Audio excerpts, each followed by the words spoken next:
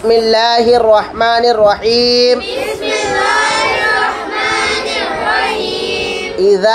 إذا زلزلت الأرض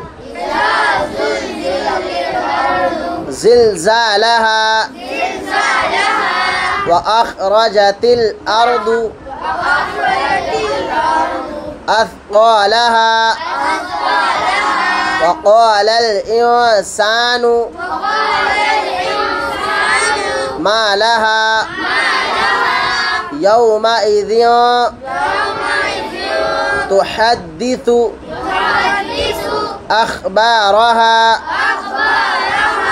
بأن ربك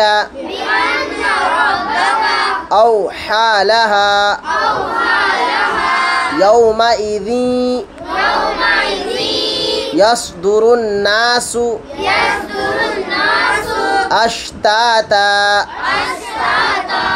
ليروا أعمالهم